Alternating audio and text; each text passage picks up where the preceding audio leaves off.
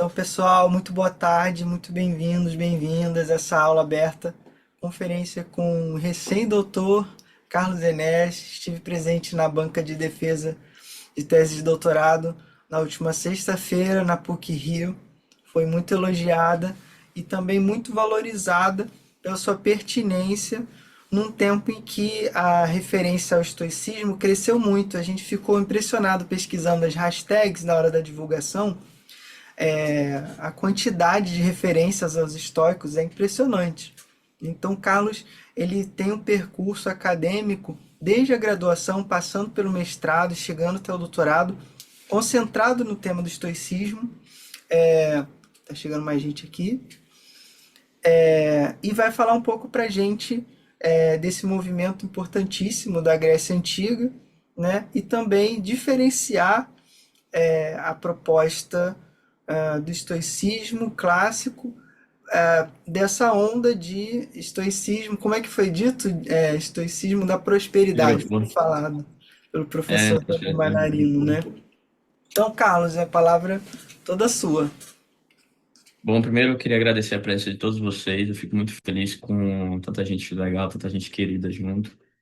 Eu e o Bruno estávamos pensando nesse curso há um tempo e cheguei à conclusão de que um curso curto, um curso sobre ética estoica seria muito mais útil, mais interessante para as pessoas, especialmente aqueles que não são acadêmicos, porque acho que a gente pode focar de maneira mais detida no tema da ética estoica. Como o Bruno falou agora, eu acabei de terminar o meu doutorado. Foi um momento muito feliz da minha vida. Fiquei muito feliz porque sempre foi o meu grande sonho desde o início da minha graduação, né?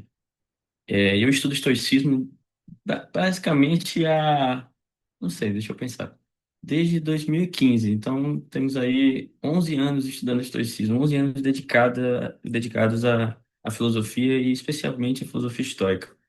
Eu conheci o estoicismo na graduação com o professor Aldo. E eu fiz iniciação científica sobre temas ligados ao estoicismo, sobre lógica estoica, enfim. E no mestrado eu voltei a estudar estoicismo, especialmente na figura do Musônio Rufo, que é um grande filósofo histórico do período romano. Foi professor do Epiteto, que é um filósofo muito mais famoso, né, do que o Musônio. Mas enfim. E justamente no doutorado eu consegui chegar na questão que sempre me encantou, que foi o ponto da justificação teórica daquelas ações que visam o bem dos outros. Recentemente, o estoicismo tem tomado as redes sociais, a internet, e tem sido aproveitado por pessoas, ao meu ver, né, um tanto mal intencionadas, na medida em que distorcem os princípios históricos para justificar suas opiniões, especialmente aquelas figuras associadas aos movimentos incel ou movimentos misóginos que têm tomado uma grande parte da discussão pública relativa ao estoicismo, o que me entristece muito, mas também me motiva a apresentar isso que eu considero a parte mais linda, mais bonita do estoicismo, é aquela que associa, né, esse objetivo de alcançar a felicidade, a ataraxia, a ausência de perturbação, mas também visualizando o indivíduo dentro de um contexto social que é, tem como objetivo o florescimento de todos os seres humanos e, de certa maneira, também de todo o cosmos. Então, eu queria apresentar um pouco dessa minha visão e apresentar inicialmente o que seria, assim, talvez um grande resumo do curso, com o objetivo de instigá-los a se inscrever no curso, a curtir essa viagem que a gente vai promover agora. Então, a filosofia estoica, ela é uma filosofia do período helenístico. O que significa isso? Bom, a filosofia antiga, ela passou por alguns períodos específicos da sua história, né? O que é natural. Então, se inicialmente nós reconhecemos uma investigação sobre o princípio da realidade, a arqué do mundo, do cosmos, nos filósofos pré-socráticos, Sócrates inaugura uma filosofia da polis, uma filosofia preocupada com questões como a ética, a virtude, a organização social. Então, uma filosofia ligada aos temas mais urbanos, enquanto que os pré-socráticos estavam muito preocupados com temas ligados à natureza. Enfim, Na filosofia clássica, nós temos essa grande figura do Sócrates, que é a figura mais influente da filosofia, talvez o grande herói filosófico da antiguidade. Talvez o maior filósofo da antiguidade. Então, Sócrates ele é professor de Platão, que é talvez a grande pangeia filosófica de onde surgem várias e diversas discussões de filósofos e escolas. E, por fim, nós chegamos à figura de Aristóteles. Esses três filósofos formam aquilo que nós chamamos de filosofia clássica.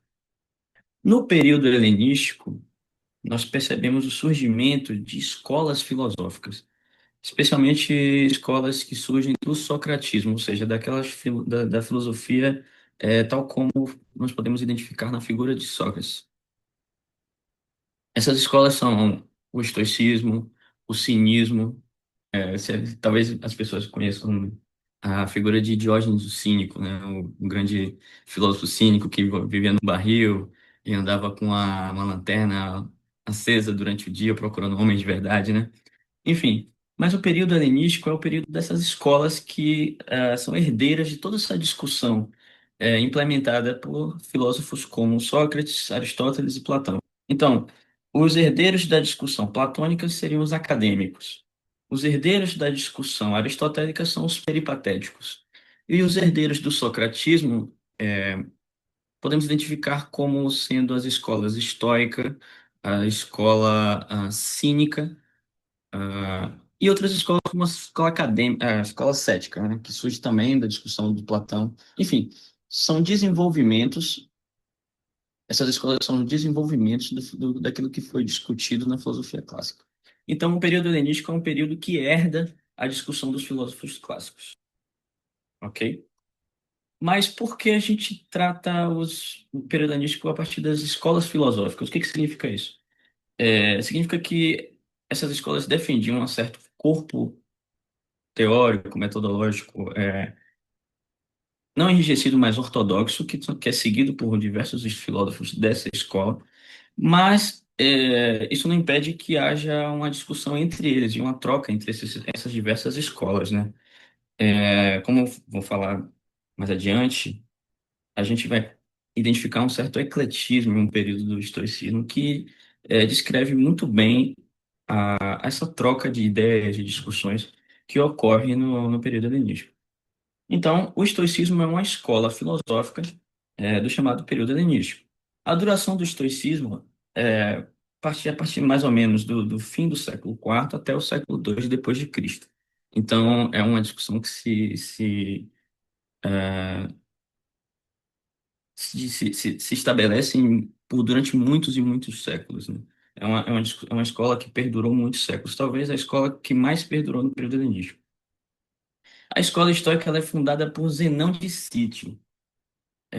Zenão de Sítio é um fenício,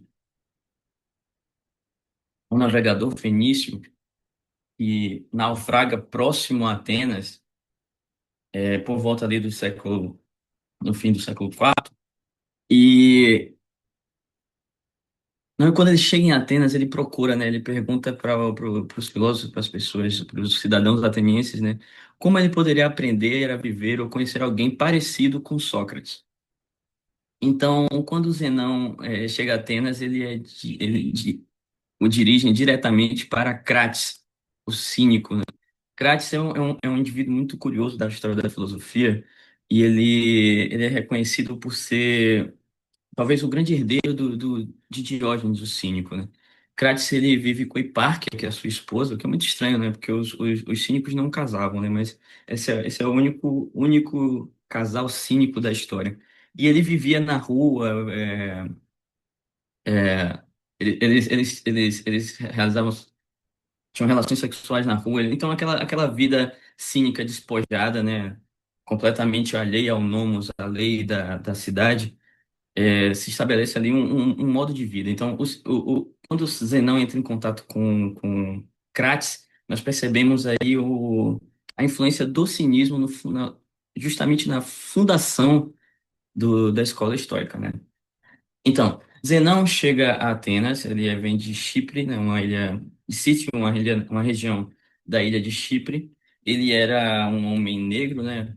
Isso é, claro, não é importante para os antigos, né? A questão racial não era uma grande questão para os antigos, mas é importante citar esse ponto. A palavra que define, né, porque eu estou dizendo que Zeno é negro, ele é definido como um melancross. Melan vem da melanina, né, negro, e cross é da pele, cor da pele. Então ele era um homem de pele negra. E ele chega a Atenas, encontra estabelece logo relações com Crates e já começa a ser um discípulo de Crates. Mas ele também se relaciona com outras figuras filosóficas da época, como os filósofos da escola megárica, como Estilpo, Diodoro Crono. Além dos herdeiros do platonismo da escola acadêmica, como Polemon e Xenócrates. O que que isso nos indica? O que que isso nos informa, né? Nos informa que o estoicismo, na sua fundação, ele é influenciado pela filosofia cínica, que é fortemente demarcada por uma forma de vida muito despojada, completamente alheia ao nomos da polis, ou seja, às leis da polis, ou seja, eram filósofos que viviam de maneira filosófica e demonstravam sua filosofia no seu modo de viver. Mas, além disso, ele sofreu uma forte influência dos filósofos da escola megárica. O que significa isso, né? Os filósofos da escola megárica, os megáricos, eles eram conhecidos é, é, pelo seu trabalho sobre a lógica. Então, nós temos acesso a alguns escritos desses filósofos, é, simplesmente alguns fragmentos, né, encontrados em outros autores, de que eles se dedicavam Ai, agora eu esqueci totalmente a palavra. Alguns desafios lógicos, né? Mas então, essa forte influência da lógica, de um pensamento um pouco mais elaborado no sentido de ser um pensamento escrito, um pensamento determinado, é diferente de um modo de vida. Mas, além disso, você não sofre a influência de Polemon e Sócrates, ou seja, dos herdeiros dessa escola platônica. Então, a fundação do estoicismo ela é permeada pela influência tanto de uma filosofia cínica, da filosofia megárica, fortemente influenciada pela lógica, e da filosofia platônica, e do desenvolvimento da filosofia platônica. Ou seja, a sua noção de alma, a sua noção de emoção, a sua noção de estrutura da alma, tudo isso vai ser fortemente, pode ser identificado na filosofia de Zenão. Por que o nome estoico, né? Bom, Zenão se reunia com seus discípulos na chamada Stoa Poikile, que são esses pórticos com diversas colunas, e era um pórtico pintado. Aqui não dá para perceber, mas evidentemente não é o pórtico da época, né? Mas havia uma série de pinturas na parede e algumas esculturas muito bonitas que eram pintadas, né? Antigamente as estátuas gregas não eram brancas como nós temos acesso atualmente, né? Porque a tinta acabou se desfazendo ao longo da história. Mas enfim, a ideia é que eles se reuniam dentro desse pórtico, ficava na parte sul de Atenas, então, de certa maneira, todo mundo que chegava em Atenas chegava próximo a essa região, então estava perto daquela região. Isso nos indica, não necessariamente influenciou a filosofia histórica, mas nos indica que havia um certo intercurso de culturas ali naquele momento. Então, os históricos são chamados de históricos justamente por isso, por se unirem na estoa poiquilé, estoa pintada, o pórtico pintado, né? Bom, a filosofia histórica ela é dividida, ou a escola histórica é dividida em três estágios distintos, né? No primeiro estágio, o chamado antigo ou grego, ele perdura mais ou menos ali a partir do século 300 a.C. até 150. O estoicismo médio, que perdura do primeiro ao segundo século antes de Cristo, e o estoicismo romano ou imperial, já em sua maior parte, esses filósofos nasceram em Roma e é o momento em que a filosofia estoica se estabelece em Roma como uma grande filosofia difundida no Império Romano. E esse período é marcado pela tendência prática. Vamos lá. A filosofia histórica antiga ou grega, ela se desenvolve ali em Atenas, a partir da figura de Zenão, mas também de dois discípulos muito importantes, os chamados escolarcas. Assim, enquanto uma escola, o estoicismo sempre foi liderado por algumas figuras específicas, né? E nós vamos identificar esses grandes filósofos que foram, em sua maior parte, professores de filosofia. Isso é interessante, né? Porque Sócrates não era exatamente um professor. Sócrates era um indivíduo que vivia na ágora e questionava as pessoas sobre suas opiniões, com o objetivo de certa forma, purificar a alma dessas pessoas, né? De conhecimentos que são equivocados. Então, quando uma pessoa chegava para Sócrates e perguntava e dizia o que era a justiça, Sócrates o questionava de maneira que esse interlocutor percebesse que ele não definia adequadamente a justiça. E então ele poderia pesquisar mais. Tem uma palavra muito legal para isso, né, que é a escopen, né? Ele poderia pesquisar um pouco mais. Escopeo. Mas, no período helenístico, nós podemos identificar as figuras dos professores. Então, na profissão de professor, de mestre e discípulo, a relação de mestre e discípulo se torna muito mais clara no período helenístico. Não quero dizer que isso não, que essa relação não existia anteriormente, evidentemente que não, né? Que existia sim, mas essa relação é muito importante, muito visceral nesse período. Então, Zenão é o grande fundador e seu discípulo Cleantes de Assos será um outro grande líder da escola estoica.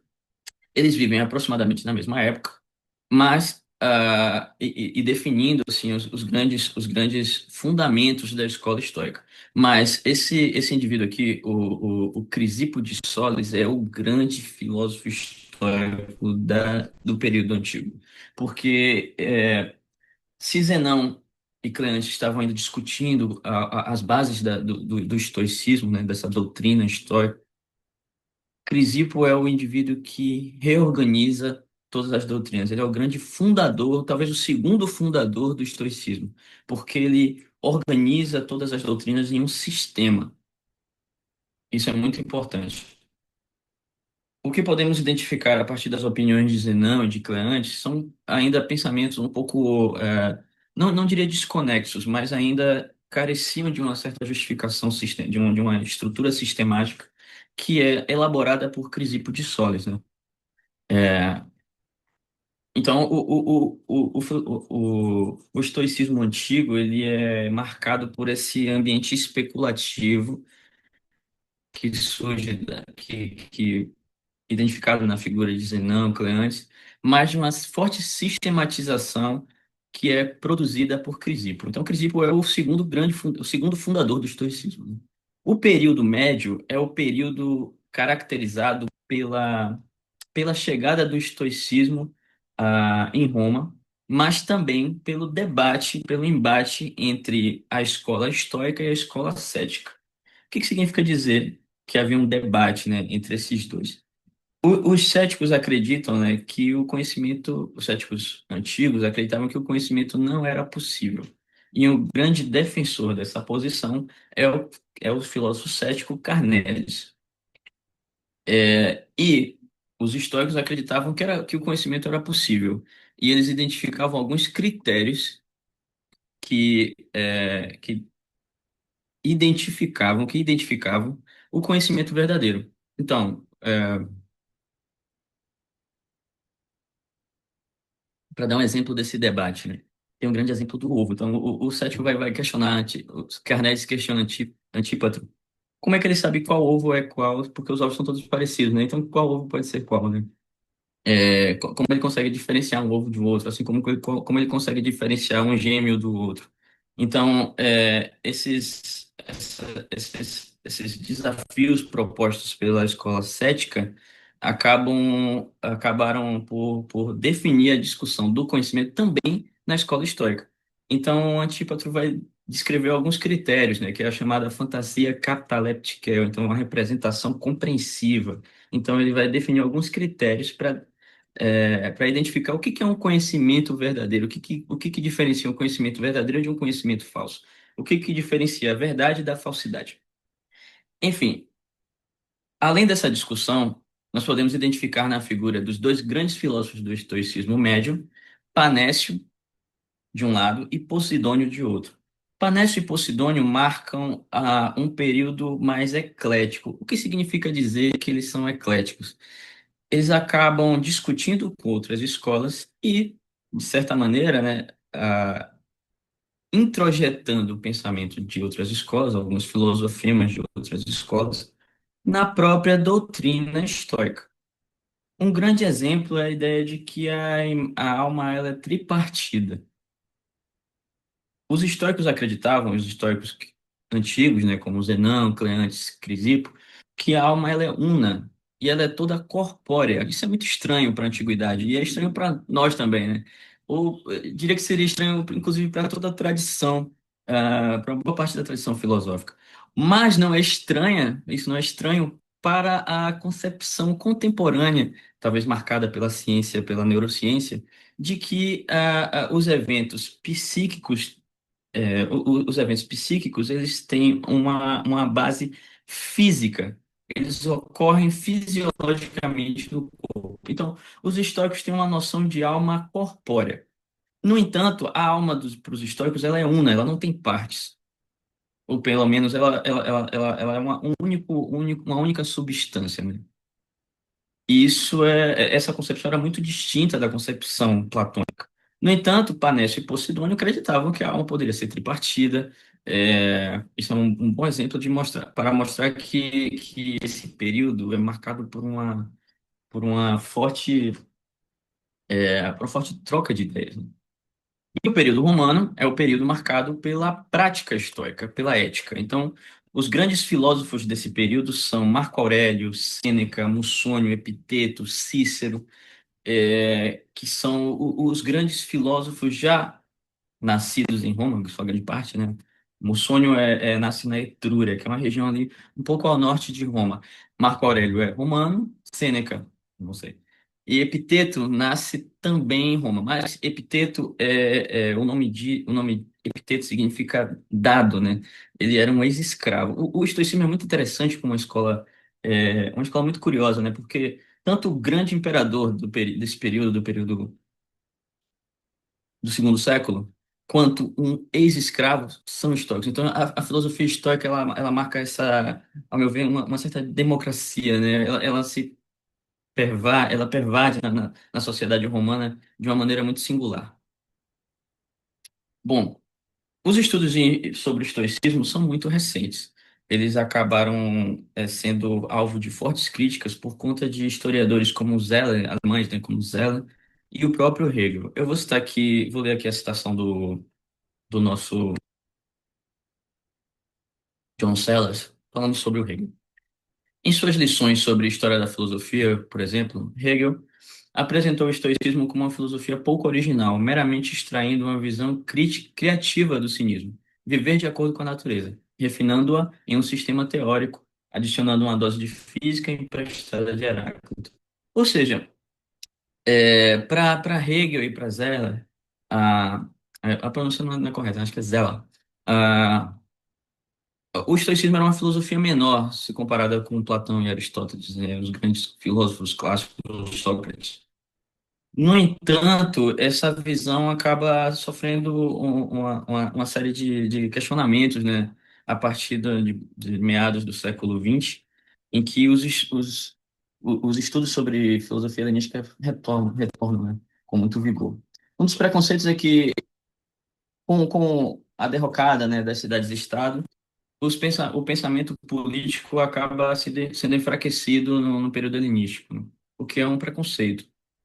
Além disso, né, esses autores, especialmente esses autores alemães, consideravam que a filosofia histórica, a filosofia helenística, é uma filosofia menos potente, por ser muito prática.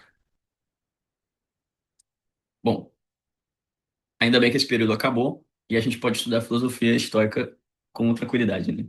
Enfim, a filosofia para os estoicos ela é dividida em três partes.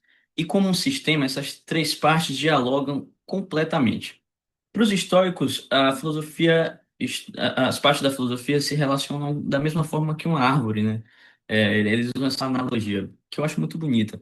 A ideia é que a física representa as raízes da árvore, ou seja, a base da filosofia estoica, e a lógica, o tronco, e a ética, os seus frutos. Ou seja, a ética é o grande finale, né, da formação estoica. Uma outra metáfora que eu acho muito bonita também é a metáfora do campo fértil, né? Para eles, o campo ele é circundado por um muro que protege a filosofia, né? E esse muro, o estoicismo, e esse muro é representado pela lógica, a terra e as árvores, a física, e a ética é o seu fruto. Então, a posição da física e da ética, ela acaba sendo um pouco, ela se modifica de acordo com as fontes. Mas a ideia é que a ética é o grande fruto, aquilo que, o objetivo da filosofia estoica é a ética.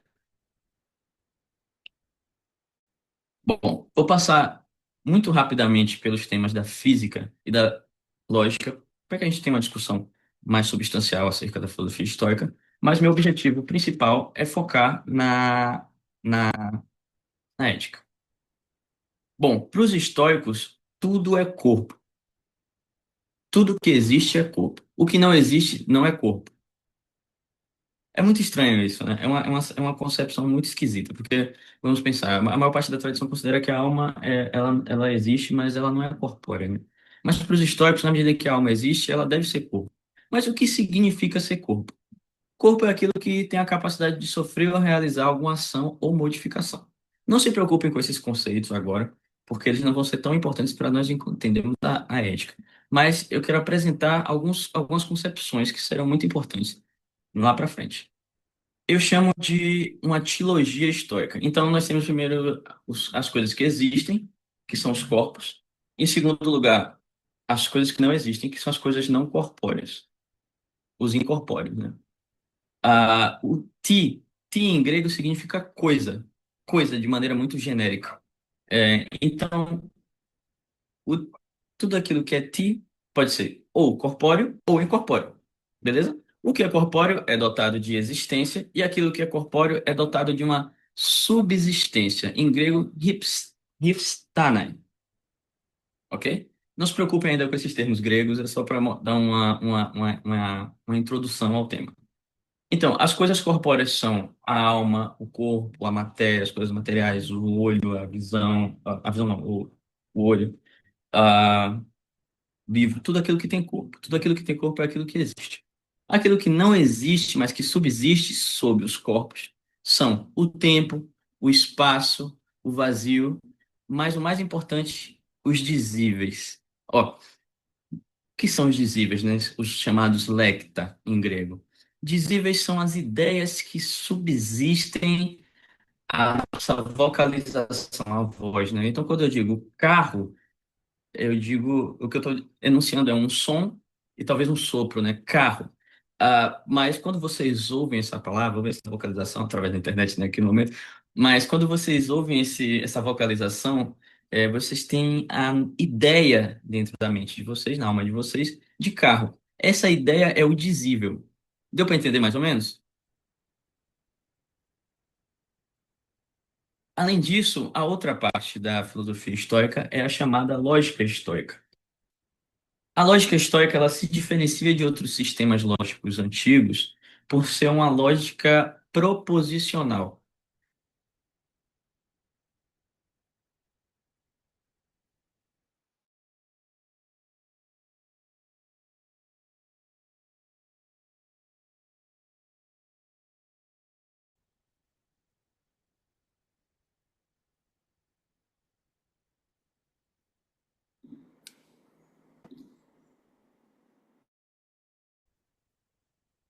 Ok, voltando, né? A lógica estoica, essa parte da filosofia estoica, ela abarca tanto a análise de argumentos, quanto a retórica, a gramática, a epistemologia, como a própria lógica e a análise de argumentos, como a gente vinha dizendo, né? A lógica estoica ela é uma lógica proposicional, ou seja, é uma lógica de inferências que lida com proposições. É um pouco distinta da lógica aristotélica. E na antiguidade, especialmente na tarda antiguidade, trata-se de uma lógica que foi uma lógica complementar à lógica aristotélica. Então, os antigos estudavam lógica estoica e lógica aristotélica. Recentemente, alguns comentadores, alguns pesquisadores redescobriram a lógica estoica, refizeram uma parte dela, né? Porque nem tudo foi.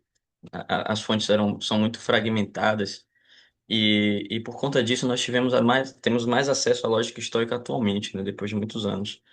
É a partir ali dos anos 90, dos anos 80, que esse tema voltou a ser estudado. Mas um conceito muito importante do estoicismo é a ideia de fantasia. Fantasia significa percepção, tudo aquilo que a gente vê, não vê, né, mas tudo aquilo que a gente percebe através dos sentidos, né? Para os estoicos, a fantasia é uma forma de alteração dentro da alma. Então, quando você vê, sei lá, um carro passando, fazendo aquele barulho, você tem uma alteração na sua alma, uma modificação na sua alma, e você se torna ciente daquela coisa que está ali, aquela coisa externa. No entanto, a fantasia ela é acompanhada tanto desse conteúdo perceptivo, ou seja, quando você vê um carro, né, você vê, olha a cor do carro, o barulho que ele está fazendo, né, a sua forma, esse conteúdo sensível, perceptivo, como também o conteúdo linguístico, como a gente pode dizer, né, isto é um carro. Ou, por exemplo, talvez um exemplo melhor seja quando nós vemos talvez alguém errando num jogo, digamos assim. Ele tá fazendo alguma coisa errada, né? Pô, tá jogando ali, mas ele tá errando. Tá fazendo alguma coisa errada na dama, num jogo de xadrez, por exemplo, né? Então, nós podemos ter a percepção da pessoa as peças, mas também o conteúdo, o conteúdo linguístico de que, olha, ele está errando, está fazendo alguma coisa errada. Então, a fantasia ela é esse conjunto de um conteúdo perceptível mais um conteúdo linguístico. A fantasia cataléptica já é a fantasia compreensiva, ou seja, aquela que a gente consegue compreender adequadamente o que que é a coisa. Não vou aqui entrar em detalhes específicos, mas a fantasia cataléptica é o que define o conhecimento sensível para os estoicos. E eles definem uma série de critérios, né, para definir, eles elencam uma série de critérios para definir o que que significa essa fantasia compreensiva. Enfim, a lógica ela faz parte dessa grande sistema do estoicismo e ela sistematiza boa parte dos conhecimentos que serão necessários para a ética. Então, tanto os conhecimentos da física, conhecimentos dos corpos, das coisas incorpóreas, quanto os conhecimentos da lógica, da gramática, retórica, da epistemologia, da teoria do conhecimento serão importantes também para esse terceiro momento, o último momento, talvez o momento derradeiro da lógica estoica e talvez o momento mais compreensível do estoicismo, ok? Então, a ética estoica, como a maioria das éticas helenísticas, é uma ética eudaimonista. O que significa isso? As éticas antigas são éticas que visam, têm por objetivo, o seu telos, a sua finalidade, a felicidade, a eudaimonia. Então, enquanto éticas eudaimonistas, elas têm um fim. E o fim das éticas eudaimonistas é mostrar o caminho para alcançar a felicidade, ok? Então, eles prometem sim que você vai ser feliz depois de se tornar um estoico. Eles prometem sim que a partir de um treinamento estoico, a partir de uma formação estoica, o indivíduo pode alcançar a felicidade. A felicidade não é uma abstração. Aí eu tô pensando como é que eu deixo você. Aqui melhor. Ok. Ah, no entanto, para alcançar a felicidade é preciso viver de um certo modo, de um determinado modo. E esse modo de viver é o modo segundo a natureza, ok? Então, aqui nós podemos pensar em uma diversidade de conceitos que significam que são correlatos à felicidade. Então, ser feliz significa alcançar a alta ataraxia. Ataraxia em grego significa ausência de perturbação. Assim como ser feliz significa viver de acordo com a natureza e manter opiniões corretas sobre o mundo. Vou ler aqui uma citação de Epiteto, e eu acho que pode elucidar muito bem esse ponto. A ideia dele é que as coisas não inquietam os homens, mas simplesmente a opinião sobre as coisas. Por exemplo, a morte nada tem de terrível. ou também a Sócrates teria se afigurado assim. Mas é a opinião a respeito da morte, a opinião de que ela é que é terrível. Então, quando se nos apresentarem entraves, ou nos inquietarmos, ou nos afligirmos, jamais consideremos outra coisa a causa senão nós mesmos. Isto é, as nossas próprias opiniões. Ou seja, eu lembro que quando eu li o manual de Epiteto, eu não gosto muito de chuva, né? Eu detesto a chuva. Eu odeio me molhar e, sabe, chegar molhado em casa. E eu vinha da faculdade, eu estudava lá na UFES, né? E tinha um terminalzinho próximo à universidade. E era um terminal muito, né, pouco estruturado. Então, quando chovia, molhava tudo.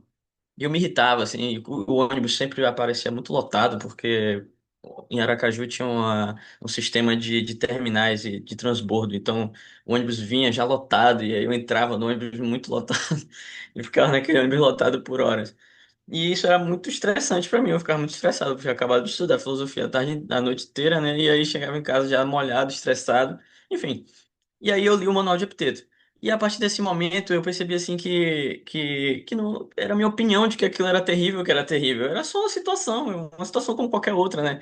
Então, viver de acordo com a natureza é viver de acordo com os eventos que a natureza providenciou. Para os estoicos, a natureza, e aí vem o conhecimento da física, né? Para os estoicos, a natureza ela é toda determinada, então tem uma inteligência cósmica que determina todos os eventos da natureza.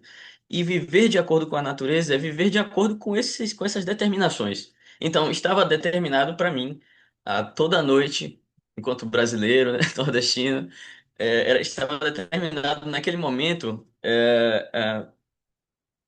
pegar um ônibus lotado chovendo. O que que eu podia fazer em relação a isso?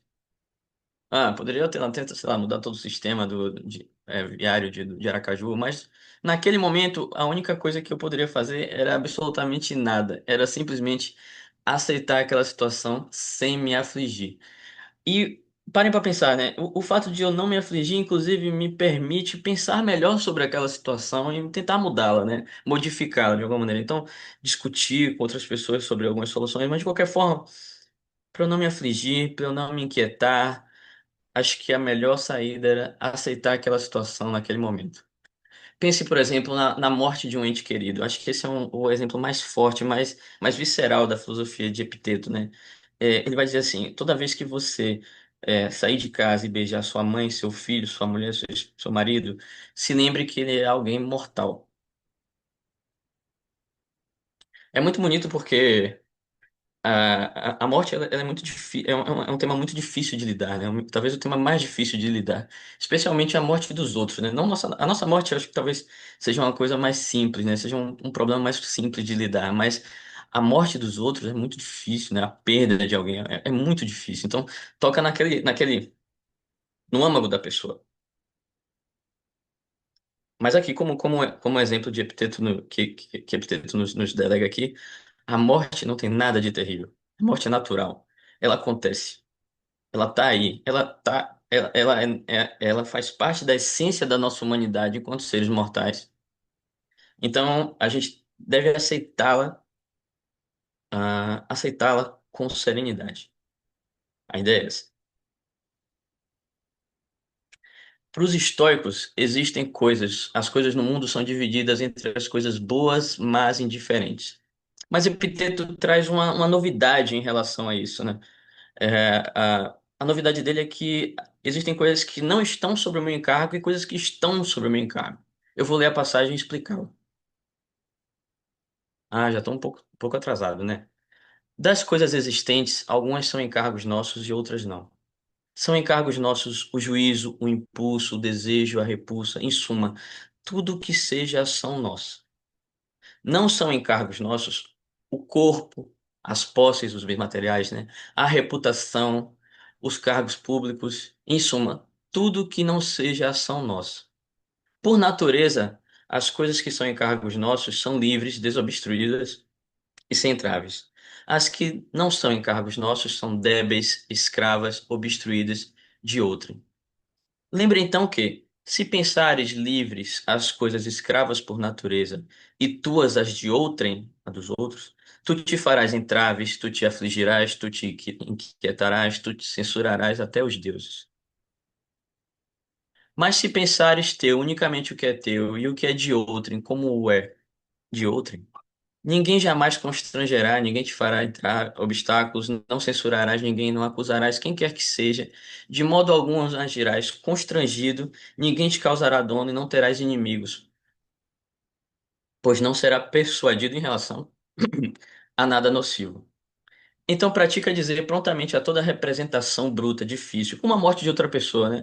Quando você vê a morte na sua frente, você deve dizer isso que o Epiteto tá dizendo aqui. É uma representação, é uma fantasia, é uma percepção, e de modo algum é o que se afigura. Em seguida, examina e testa com essas mesmas regras que possuis. Em primeiro lugar, e principalmente se é sobre coisas que estão sob o seu encargo ou não. E caso esteja sobre as coisas que não sejam encargos nossos, tenha a mão que nada é para mim. Isso é muito bonito, né? Porque, voltando para o exemplo da morte, que talvez seja o grande exemplo, o exemplo mais difícil de lidar, né? A morte, ela não está sobre o meu encargo. Ela foi definida e determinada pela natureza. A morte de um ente querido foi definida e determinada pela natureza. E como tal, pratica dizer essa representação. De modo nenhum é o que se afigura. E enquanto uma coisa que não está sob o meu encargo, eu posso dizer para essa representação, para essa situação, não é para mim. Parece parece um ensinamento muito ideal, muito utópico, né? Pensar que as pessoas não vão nunca mais sentir dor por nada e que a tristeza nunca vai te acometer, que nós seremos sempre felizes. No entanto, acredito que é muito importante praticar esse tipo de pensamento, esse tipo de opinião, esse tipo de exercício, né? Por isso que os estoicos falam de exercícios espirituais, que significa exercitar pelo espírito, pela alma, através da alma, como as coisas nos atingem, de que maneira nós podemos lidar com essas coisas do mundo que nos atingem, entende? Então, quando eu li essas palavras pela primeira vez, eu senti, acho que nos três primeiros dias, depois isso foi passando um pouco, né? Mas eu acho que nos três primeiros dias eu me senti realmente um indivíduo completamente feliz, assim. Parecia que absolutamente nada poderia tirar minha tranquilidade. Eu não sei vocês, mas eu sou uma pessoa um pouco colérica, né? Algumas pessoas dizem isso, né? Que eu sou um pouco colérico, às vezes eu me irrito com muitas coisas, né? Então, bom, a psicanálise vai falar que isso pode ser devido a algum tipo de questões, alguma situação que ocorreu na minha infância, em alguma situação. Mas, de qualquer modo, muitas pessoas se identificam com isso, né? Muitas pessoas são coléricas. Eu acho que a raiva é um sentimento muito simples, né? Muito comum, partilhado por muita gente. Mas os estoicos identificaram um mecanismo muito útil para lidar com essas emoções mais difíceis. E proporciona, eu acho que esse ensinamento proporciona um caminho muito efetivo para a tranquilidade. Quando eu pegava o ônibus e me irritava com aquilo, eu pensava, não, eu não posso modificar isso agora, foi determinado, eu não tenho poder sobre isso. O que me resta é uma única atitude. E que atitude é essa? Aceitar com serenidade, com tranquilidade, ok? É, esse é o primeiro capítulo do Manual de Epiteto. Eu acho que é o capítulo mais forte, mais sabe, mais chocante, porque acaba por demonstrar, eu acho que para as pessoas que a vida ela pode ser vivida com serenidade. Então, quando ele diz que o corpo, as posses e a reputação, né? Tem muita gente que se preocupa o tempo inteiro com a reputação, com os bens materiais, com a beleza do corpo, com os cargos, com o dinheiro. E os estoicos vão dizer que isso não é do seu encargo. é muito forte, né? Muito difícil, né? Porque muita gente coloca todos esses objetos como o objetivo da vida deles, né? E a liberdade, ela tá justamente em tratá-los como desprovidos de valor. Entende? Isso aqui é muito interessante. E o objetivo dos estoicos é dizer para os seus discípulos é: foca no seu juízo, foca no seu impulso, no seu desejo. Então, no momento que estava chovendo, eu pensava, não posso modificar, mas também é o meu desejo permanecer sereno nessa situação. E eu posso. Por quê? Porque eu sou livre. A liberdade estoica, então, está em reconhecer que, dentro desse mundo interno, nós somos livres. Aqui a gente pode tratar de alguns temas um pouco ah, de certo modo, conceituais da ética estoica, alguns outros conceitos que eu gostaria de elaborar melhor durante o curso, mas eu vou falar bem en passant, deles para vocês, para que vocês tenham noção da complexidade da ética estoica, que exige um estudo detido, que exige um estudo. ah, ah, não apenas um estudo detido, mas também uma prática, sabe? Então, aqueles que têm o objetivo de se inscrever no curso, eu diria que, além de estudar esses temas, além de estudar esses filosofemas, esses conceitos, eu diria que é muito importante praticar no seu dia a dia essas ideias. Viver de acordo com essas coisas. Ou pelo menos, não exatamente viver, né? Você pode ter outras opiniões distintas, mas tentar aprender alguma coisa com esse pensamento antigo que diz muito sobre quem nós somos atualmente, sabe? Então, a ideia dos estoicos é que a virtude é a única coisa que é boa. E tudo aquilo que diz respeito à virtude.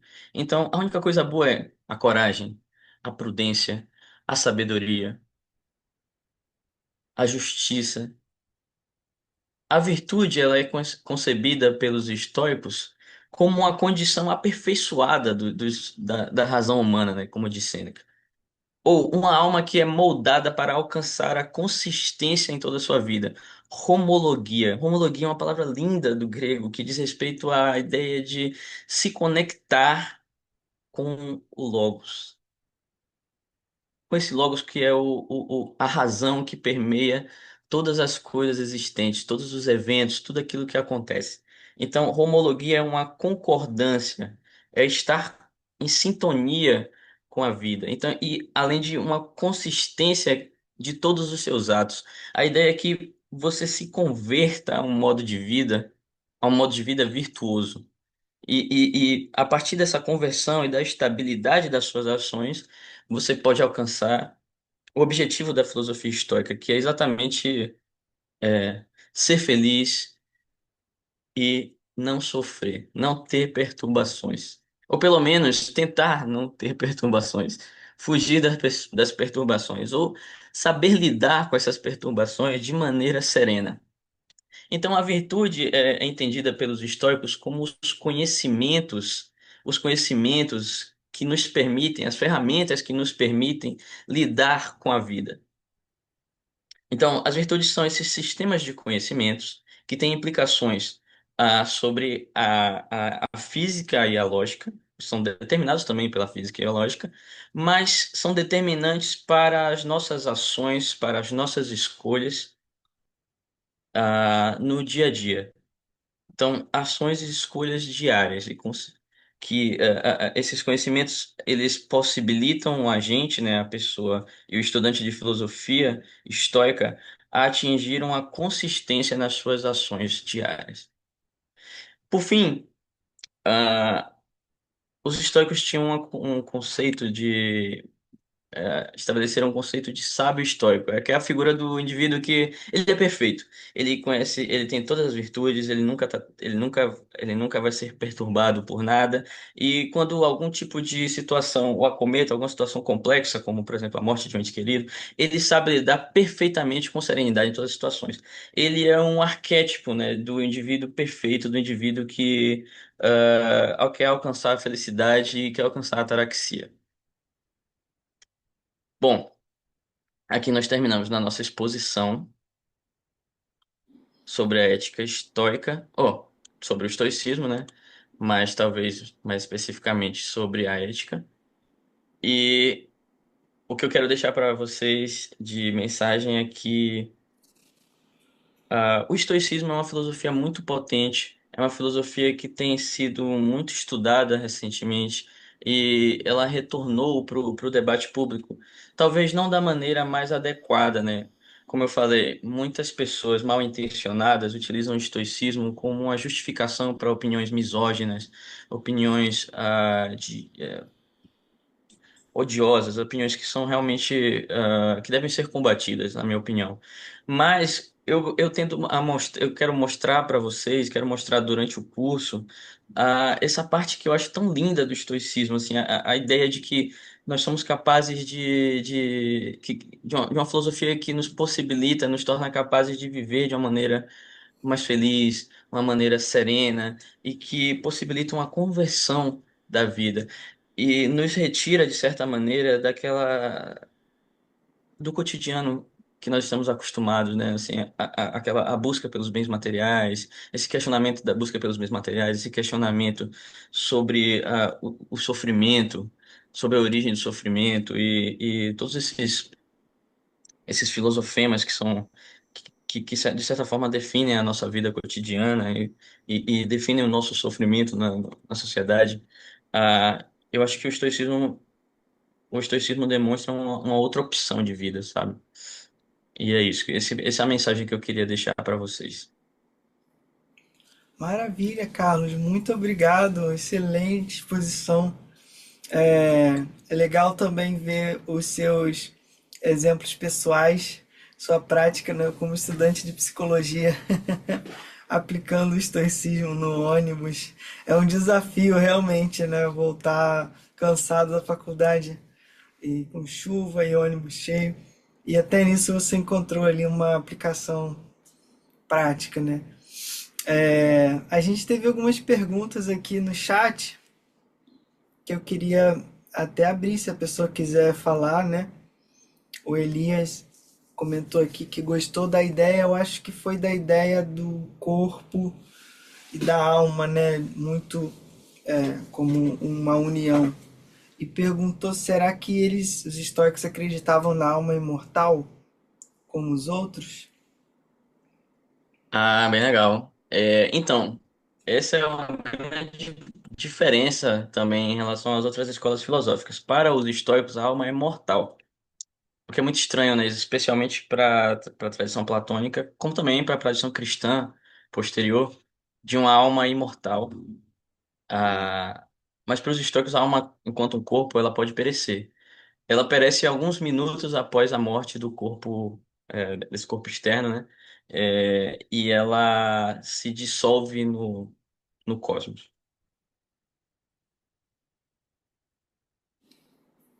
E eu fiquei observando alguns pontos de aproximação, como você falou, da neurociência e das psicoterapias cognitivo-comportamentais, né?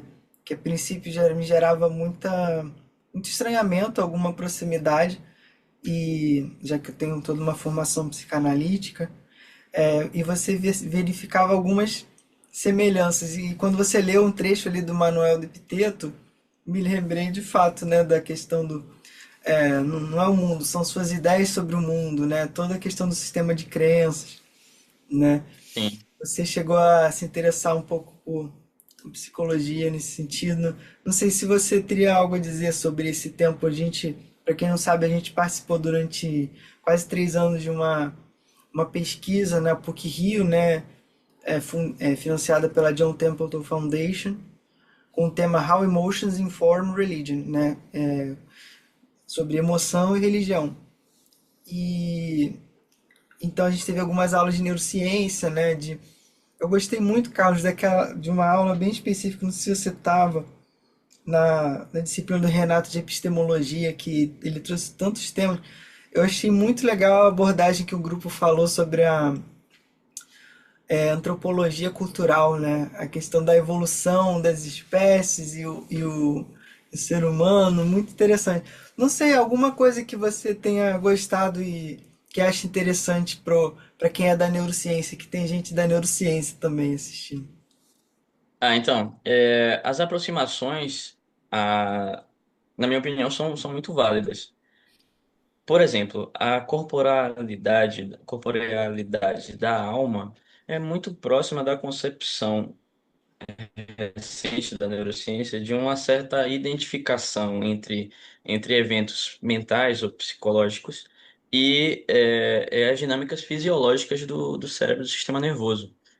Então, a concepção de uma alma incorpórea e mortal, ou imortal, é muito estranha à ciência e à neurociência, né? É muito alienígena em relação à neurociência.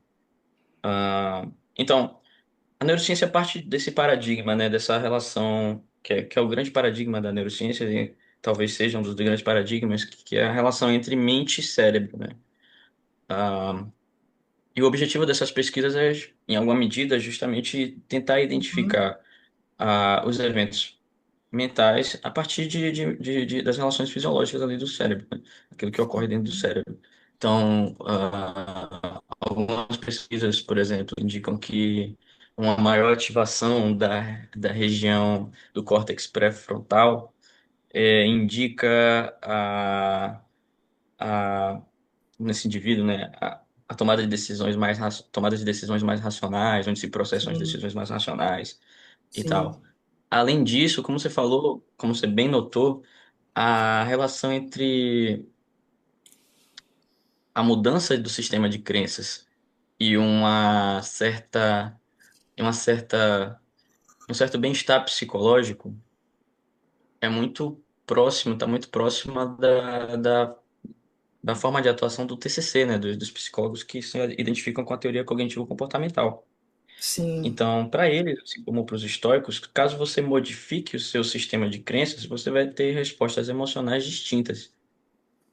Um bom exemplo é o exemplo da morte, né? Se o indivíduo ah, ah, treina, testa, se exercita na medida para se convencer, ou pelo menos para tentar compreender a morte como algo não terrível, é possível que ele não sofra da mesma maneira em relação quando a morte de alguma pessoa lhe comer, se afigure, né, como algo terrível, né? Então, esse tipo de pensamento é muito próximo do raciocínio TCC. Essa aproximação não é gratuita. Um dos fundadores, né, da teoria cognitivo-comportamental, não fundadores, mas aquela primeira discussão que vai dar origem à teoria cognitiva, ao TCC,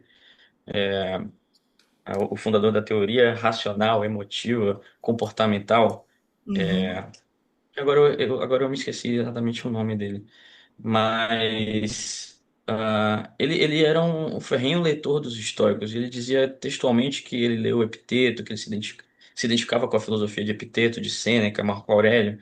Ah, ele é um cara um pouco controverso, no entanto, a sua teoria marca exatamente a influência, né, do estoicismo na, ah, no desenvolvimento da teoria cognitivo-comportamental.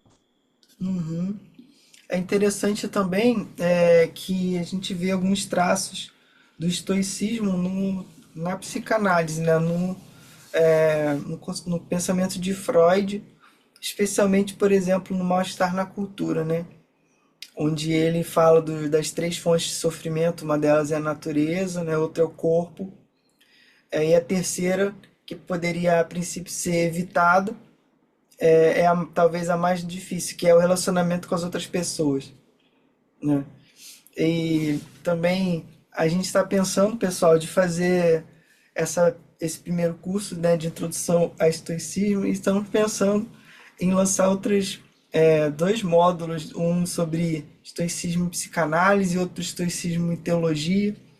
Então, vamos vendo também como é que vai ser a repercussão do interesse no tema, né, Carlos? Acho que tem pano para manga aí. Os artigos que eu já pesquisei aqui, Acredito que sim. tem muita coisa, não é? De repente a gente vai construindo essa ponte, né? como a filosofia. Tinha o Whitehead, né, que é um grande estudioso de filosofia, não de filosofia antiga especificamente, mas ele diz que, de maneira um pouco pejorativa até, que todo o desenvolvimento da filosofia é apenas uma nota de rodapé de Platão. Mas Sim, eu gostaria de entender, interessante, não é?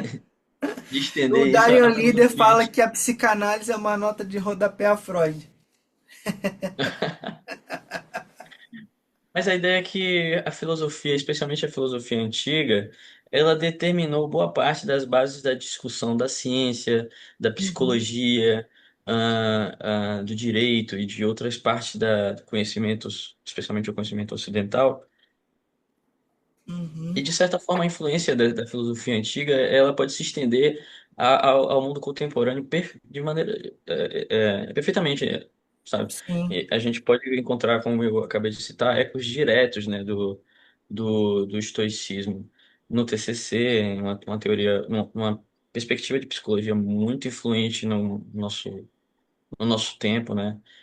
Por sim. que não também na psicanálise a noção de uma alma corpórea talvez seja importante também para compreender algum tipo de filosofema do psicanalítico, quem sabe? Por que não, né? A gente pode construir uma diversidade de pontos aí. Muito bom, muito bom. Quem sabe publicar também.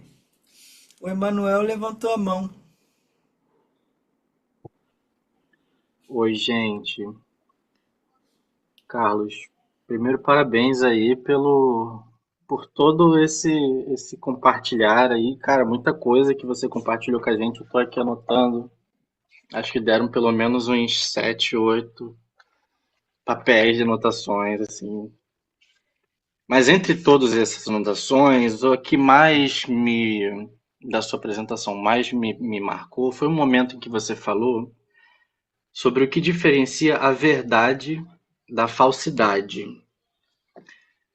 Aí eu fiquei pensando a respeito do que é verdade, do que é falsidade, e também do que é ficção. Queria saber se você poderia comentar a respeito disso, levando em conta que a gente está falando sobre essa coisa psíquica, essas crenças, essa realidade mental. Você poderia comentar para a gente algo do tipo? Sim, sim. É, um bom exemplo é o exemplo da morte, novamente. Para os estoicos, para não sofrer, é preciso conhecer e ver o que, de certa forma, ver o que que a coisa realmente é, sabe? Ah, então, para eles existe verdade. Para os céticos, não é possível identificar, conhecer a verdade, né? Ah, no entanto, a morte ela parece algo terrível, né? Isso é uma falsidade. Isso significa que você não compreendeu adequadamente o que que é a morte. E por desconhecer, por conta dessa ignorância em relação ao que significa a morte, o que que a morte realmente é, você sofre, o indivíduo sofre. Então, essa fantasia cataléptica, essa representação compreensiva, ela tem um objetivo não só de possibilitar o indivíduo de conhecer a verdade, mas também de abrir caminhos para lidar adequadamente com as situações. E a ficção, para os estoicos, assim como para Platão, não sei que tipo de ficção você tem em mente, mas talvez aquela, sei lá, a arte, por exemplo, talvez, né? Mas na antiguidade a arte, vamos pegar os exemplos antigos, né? Talvez seja mais interessante para entender o que que ele está chamando, o que que os históricos chamam de ficção aí, o que que pode ser correlato a uma ficção, né? Para os históricos, a tragédia, por exemplo, era uma representação falsa da vida. Porque a tragédia, ela representa, por exemplo, você bem conhece, né? Como ator, você conhece algumas tragédias, né? E o herói trágico, ele sofre algum mal sem culpa nenhuma, né? Ele não tem culpa de sofrer aquele mal. Aquele mal ele é cometido simplesmente por situações das quais ele não tem controle. Como é o caso de Édipo, né? Que casa com a própria mãe sem saber que é a própria mãe e mata o próprio pai sem saber que era o próprio pai. Então, ele não tem culpa do que fez e ele não tem. A grande virada trágica desse herói é justamente esse sofrimento, né? Para os estoicos, é duro dizer isso, mas para os estoicos o sofrimento não existe. Isso é muito estranho, né? Porque se a morte ela é algo que não faz parte do meu encargo, se a morte não é nada, nem algo bom nem algo mal, ela é um indiferente. E como tal, ela não deve gerar nenhum tipo de resposta emocional.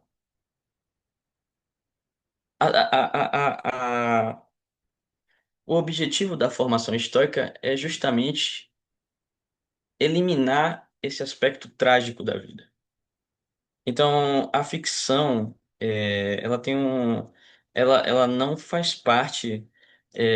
O pensamento estoico é um pensamento antitrágico, por exemplo. Isso não impede de que estoicos como Sêneca tenham escrito tragédias, né?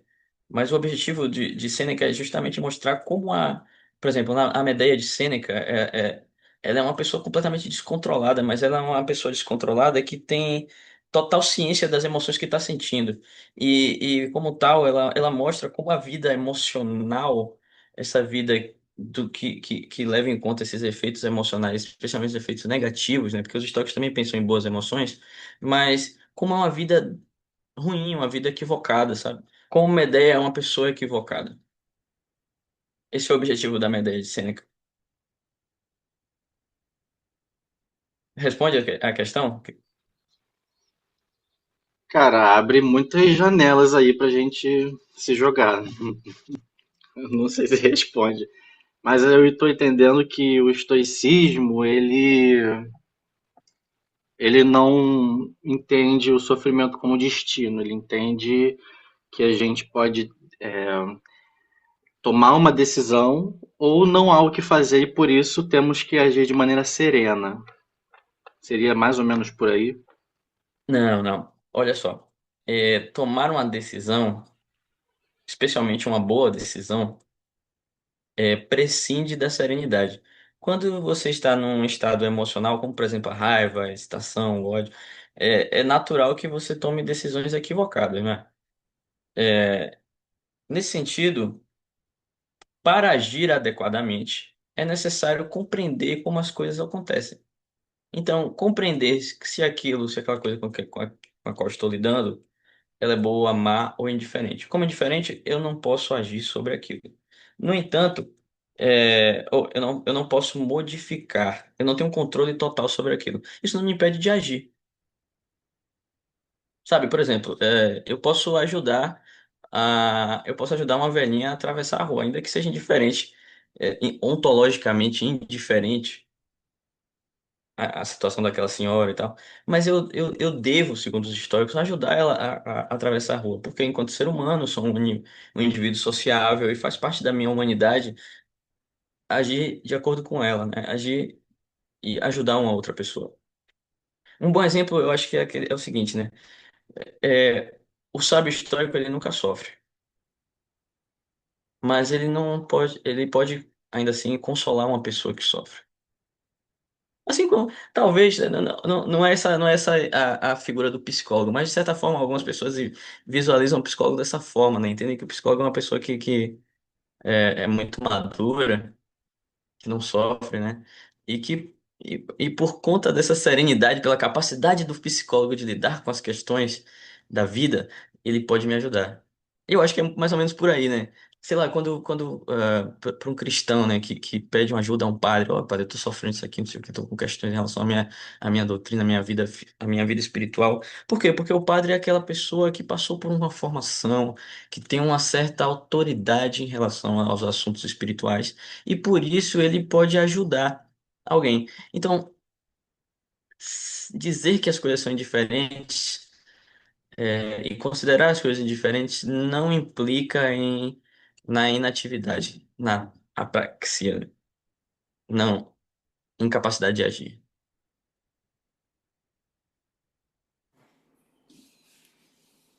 Muito interessante. Quer falar, Manuel? Obrigado Fala. pela resposta, viu? Olha, Obrigado pela mais gente resposta, cara. levantando as mãos. Obrigado. Aí, cara, dialogamos com a psicologia, com a neurociência, agora com a arte, o teatro. Muito bom. Vânia, Oi, tudo bem, Carlos?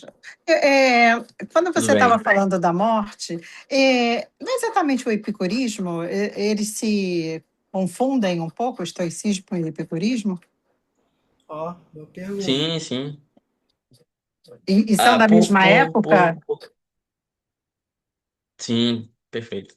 Então, especialmente no período romano, lá pelo século I e segundo, dentro da própria cidade de Roma, né, eram as duas filosofias mais bem difundidas no Império Romano, né?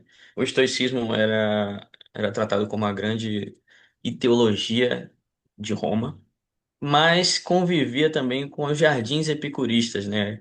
Os epicuristas eles viviam em jardins e eles se afastavam um pouco da cidade. No entanto, eram doutrinas muito bem difundidas naquele período que dialogaram bastante. Mas os epicuristas tratam o tema da morte de maneira distinta, né? Para eles, a morte. Os argumentos de Epicuro são muito, muito legais também em relação à morte.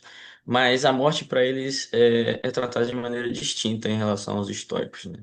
Para eles, a alma não é corpórea, mas ela é corpórea também, né? Mas são corpos distintos, é uma outra concepção de corpo.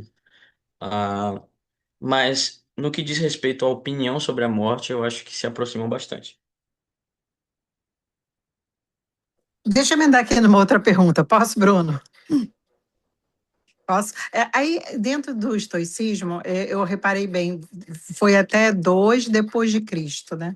E aí, então, vamos dizer Uhum. assim, será que essa ideia caiu um pouco por conta até do próprio cristianismo, a questão do uso do logos, vertendo para um outro caminho, mais de Deus? Aí até eu te pergunto assim também, em adição, o que os estoicos, assim, em termos de religião, como eles falavam de Deus e religião? Então, na verdade, são 2 perguntas aí, né? Muito legal a sua pergunta. Eu acho que ela é muito interessante mesmo. Porque bom, teologia e a relação e aquilo e o discurso sobre Deus, né? Teologia, a etimologia da palavra é essa, né? É o discurso sobre o Deus ou os deuses. Para os estoicos, Deus, logos, razão, né? E providência são a mesma coisa. No entanto, enquanto filósofos romanos e filósofos gregos, eles aderiram em alguma medida à religião, né, à religião da época, a religião grega.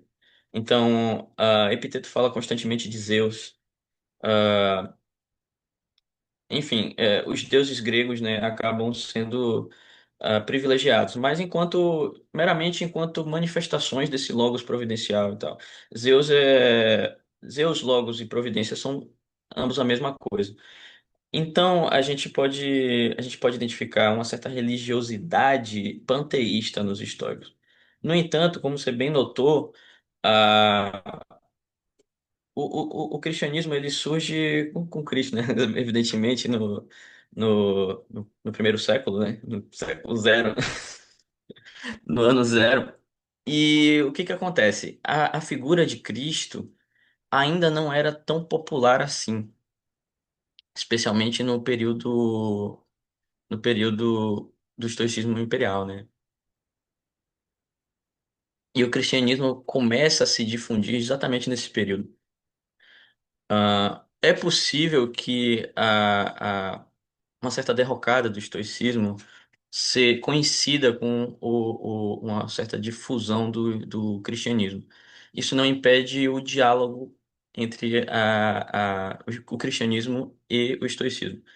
E eu estava conversando com o Bruno, né, que tem muitas cartas paulinas que se aproximam bastante da filosofia estoica. Como eu falei, o estoicismo era uma filosofia, era a grande ideologia do Império Romano. O Império Romano se estendia, não se limitou à cidade de Roma, evidentemente, né? Mas a todas as suas colônias. Então, era comum, especialmente entre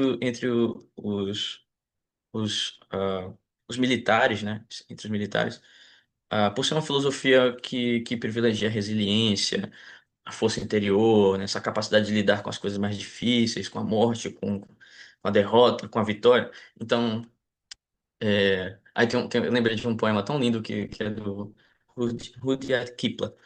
É um poema recente, né? Que ele fala que assim, lidar com a morte, ou lidar com a derrota e com a vitória com a mesma tranquilidade. Isso é incrível, né? Mas enfim, o diálogo entre o estoicismo e o cristianismo é muito frutífero nesse período, especialmente a partir do século II, em que nós notamos especialmente entre os primeiros padres e primeiros teóricos da igreja, notamos uma fortíssima influência do estoicismo, tanto nas cartas paulinas, né, que fazem parte da Septuaginta, como também nesses teóricos posteriores, como Orígenes. Lembra aí, Bruno, alguns nomes para ver. Ah, Sim, na aquele de patrística em geral, Alexandria na patrística, né? Os primeiros também, mas autores os cristãos. primeiros padres da igreja, né? Uhum, Orígenes, ai, gente, Clemente de Alexandria, uhum, ah, enfim, muitos autores cristãos beberam de fontes históricas. Tanto que, só uma curiosidade, uhum. ah, uma página completa do livro de Musônio Rufo, né, o professor de Epiteto, é copiada por Clemente de Alexandria no seu livros, em um dos seus Hum, livros, né? olha, Então, para a gente ter noção da circulação da filosofia grega, e especialmente do estoicismo nesse cristianismo, nesse primeiro surgimento do cristianismo, né? sim, eu acho muito interessante. Eu tenho Legal. vontade de ler as cartas entre Paulo e Sêneca, não é? Entre os dois. Tem isso também, as cartas entre Paulo. É, quer dizer que não foram exatamente os dois, mas é como um diálogo, né, entre esses dois. Muito legal. Gente, a gente está aqui há quase uma hora e meia, a gente vai concluindo. Eu vi que o Aldrin deixou uma questão interessante, eu não sei se ele ainda está aí e quer falar. E o Elias também tinha levantado a mão. A influência de Platão e Aristóteles. Talvez a influência de Aristóteles seja mais mitigada, especialmente no que diz respeito à lógica ou à ética. No entanto, muitas concepções platônicas são muito claras, né? Assim, especialmente no que diz respeito a. Ó, eu lembro do diálogo, agora eu me esqueci, acho que é do Protágoras. Não, não, do diálogo. Agora eu não me recordo exatamente no Qual? Carmides, talvez. Mas a forma como os estoicos lidavam com as emoções é muito semelhante àquela como é descrita no Carmides. Então, é, alguns pontos de divergência, né? A ontologia estoica, a ontologia platônica a teoria das ideias não influencia diretamente a filosofia estoica. Talvez a noção de virtude seja muito próxima daquela descrita por Platão como um sistema de diversas virtudes, não unificado, né? Não se trata de uma única virtude, mas de uma diversidade de virtudes, né? A discussão sobre se existem uma ou várias virtudes. Os estoicos acabam aderindo a uma posição muito platônica. Ah, o que me vem à mente agora são basicamente essas ideias. Mas assim, como a filosofia platônica ela se modifica bastante ao longo das obras, né, o desenvolvimento do pensamento de Platão, nós podemos perceber que em alguns momentos os estoicos se identificam mais com Platão, em outros momentos não muito. É, interessante. Ah, é, É isso aí também a gente pode explorar no curso, né, Carlos, com mais calma. São muito interessante essa pergunta do Aldrin. Ele falou que está aqui, mas não pode abrir o microfone.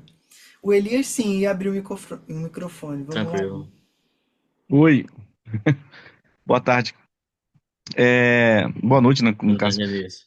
A minha dúvida foi sobre essa alma incorpórea, que na verdade também a minha internet caiu na metade, não, talvez tenha pedido explicação. Porque dá a entender, né, que é como se eles não acreditassem na imortalidade da alma, mas eu vi na aula que foi falado que eles acreditavam. Ah, sim, Elias. Ele respondeu sua pergunta. Você Ah, não, vai ver não, então você perdeu essa na parte. gravação. Ele acabou Uhum. caindo na hora. mas justamente o Carlos disse que não, né, Carlos? Que É. não tinha essa, que era um pouco diferente a crença estoica. Não, não, para eles a alma é corpórea. Para eles a alma é corpórea e, portanto, mortal também. Ela morre um pouquinho depois desse corpo, que nós Ah, chamamos de corpo, né? Mas ela, então, enquanto corpo, ela é um corpo de maneira distinta. então eles não são Diga. imortalistas. Não Não, para eram. eles a alma é mortal. É, não. Interessante. Eu pensei que toda a cultura grega tinha a ideia Diferente, de né? uma. Aham, mas eles são os únicos, desculpa, né, mas são os únicos então que creem. É a única escola que vem Não. assim que. Falhou um Não, pouquinho, os Carlos. epicuristas também. Ah, Cortou? Interessante. Uhum. cortou, mas agora saiu, os epicuristas também. Mais Ah, um voltou Obrigado. tema agora? aí, Tá me ouvindo? Tudo bem. mais um tema para a gente explorar, Carlos. Vamos lá que vai dar 6h30, o pessoal começa a sair, tem outras atividades. Então, gente, aí tá lançado o curso Introdução à Ética Estoica, com temas selecionados. Aqui embaixo, o Carlos começou a falar deles, mas vai explorar com muito mais calma, né? Vai começar então na próxima quinta-feira, durante as 4 quinta-feiras de fevereiro, 5, 12, 19 e 26, às 17 horas. A gravação fica disponível. O investimento é de R$ 150. Existe opção de bolsa de estudos. Existe também parcelamento no crédito. E é isso. Eu queria também mostrar que a gente conseguiu uma parceria muito bacana com a editora Vozes. Então, a gente tem 30% off em todo o catálogo da editora Vozes para os participantes do curso. A gente tem um cupom nosso do Brother Coffee. E além disso, eles nos deram é, 8 livros para sortear. Ontem a gente sorteou o primeiro e foi para o Elias, não é, Elias? Então eu já passei os dados para o representante e vai mandar para você o seu livro. Então, gente, muito obrigado. A gente se vê por aí. Um abraço. Obrigado, pessoal. Um abraço. Parabéns, Carlos. Valeu, gente. Muito obrigado pela presença.